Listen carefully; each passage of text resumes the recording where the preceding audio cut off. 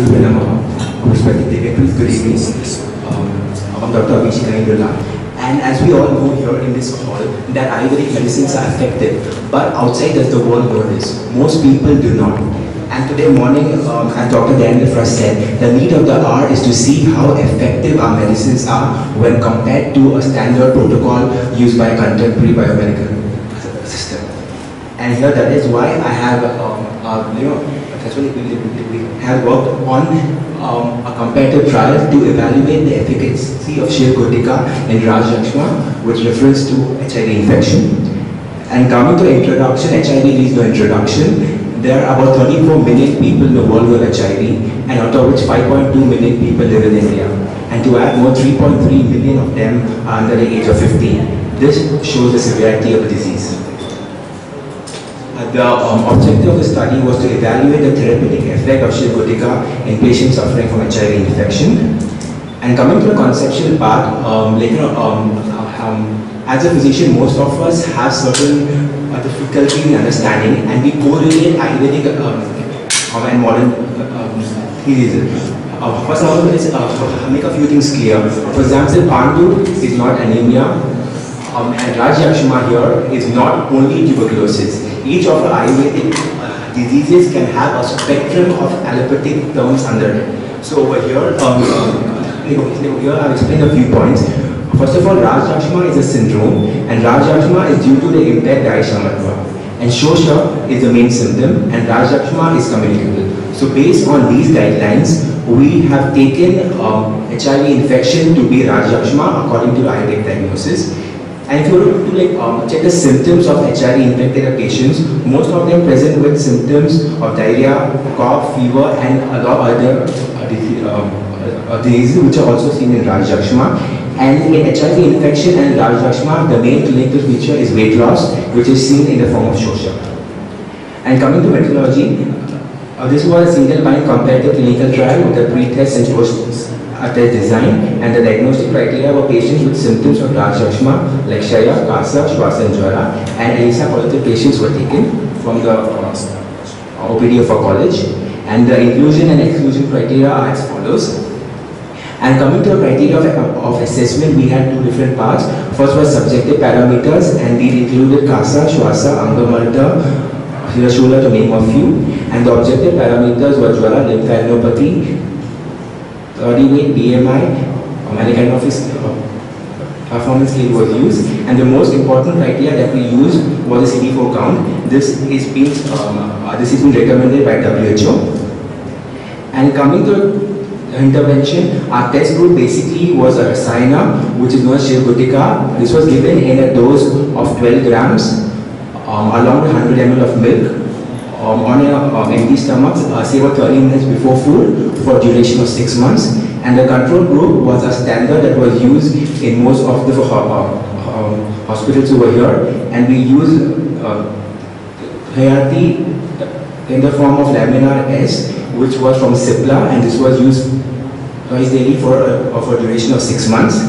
And coming to the results were quite amazing. As you can see over here, the first symptom they are taken over here is Jwara, and there was a statistically significant change in Shiv Gutika group as well as the ARP group. The same goes for lymphadenopathy.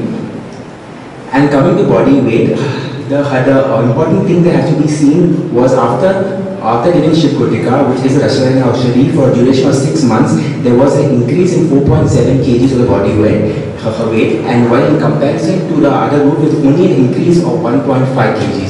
So this shows that the efficacy of Shiv Gutika is undefinitely beyond doubt. And this is same as reflected in the BMI as well.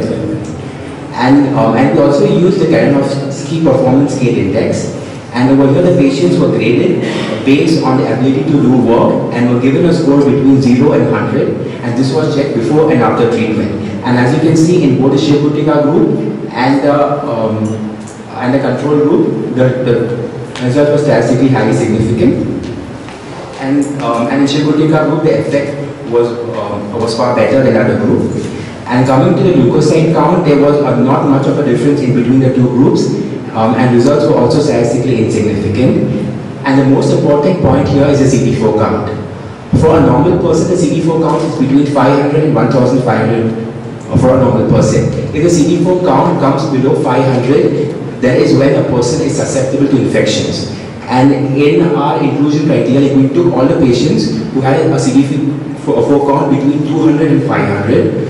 As you can see over here, after the administration of Shiv-Gutika for 6 months, there was an increase of CD4 count from 391 to 567. A 567 is above normal, and difference was 175. And this in the other group, the difference was only 29. So this shows that our Ayurvedic Rasayanas work on the immunity of a person. And if the CD4 count is above 500, the chance of getting any line infections are reduced dramatically. And as we all know, those patients who suffer from HIV do not die because of HIV, they die because of the infections which are caused.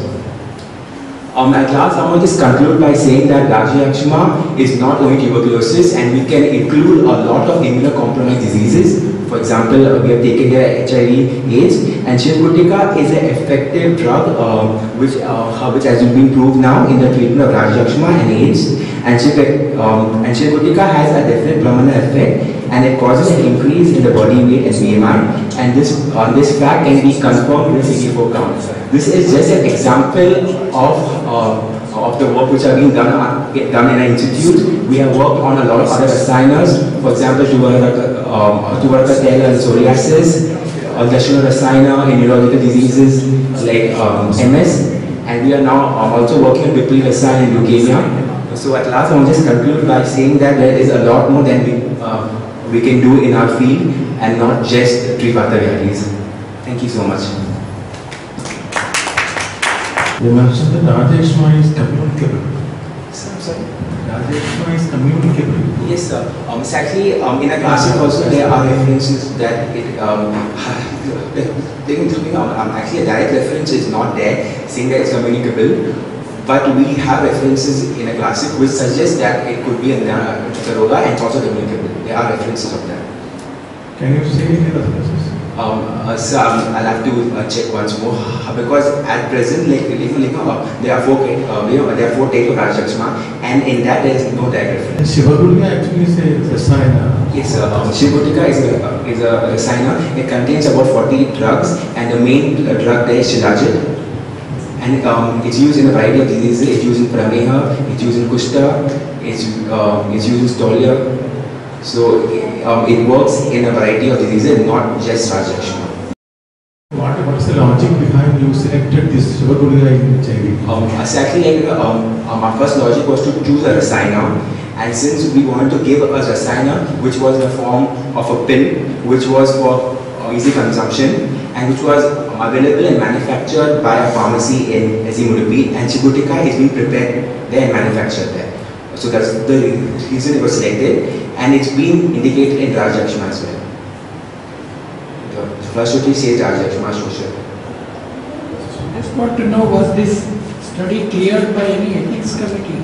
Sir, it was done actually as a thesis work in our institute. It was done under our college as well as a modern hospital, which did the second group. The control group was done by... I just want to know it was cleared, sir. Whether it was cleared by an ethics yes, committee. Sir, it was cleared. The committee allowed that one group is given only an Ayurvedic drug and the other group is given only an ART, Lamivudine. How did they permit that? Exactly, like, sir, those patients who came to us who did not want to go in for an ART were selected. The patients were not forced. I must really compliment that ethics committee or your guide, because in the whole of India nobody is giving these kind of approvals for ethics. They say you can add to an allopathic drug because the concept in ethics there, people think that how can I divide or remove the right of this patient to be treated with a proven drug, because this particular Ayurvedic drug may be proven in Ayurvedic way, but the people who are involved in this study would say it's not a proven drug. Exactly, it was accepted by... Or the way you said, you tested your Ayurvedic product in your hospital on 20 patients and you took the data of ART from another modern hospital. Is that the way the study is? No, No. In our hospital, those patients who came to us were given a choice to either take this or that, Okay. and then they were divided. It was not a randomized division. And once on their option, if a patient opted for Ayurvedic medicine, they were explained and a consent form was taken. If they wanted to go in for Ayurvedic treatment, they were given the option. If not, they were sent to an allopathic hospital, which is quite close to our hospital. Are you intending to publish this work? Exactly, it was done by my guide. No, are you going to publish this? I would recommend, because it's a very interesting study. You should publish it as a preliminary finding. Don't make too large claims, people will reject. And have you declared the trial on CTI register? No, sir, ICMR register. Exactly. Please go back, register your trial on ICMR. All human studies are required to be registered on the website of ICMR. Please register, you get a number, put that number and publish your paper. It's very interesting because I think others will continue the work on this. There will be something good to the HIV patients. Yes, thank you, sir.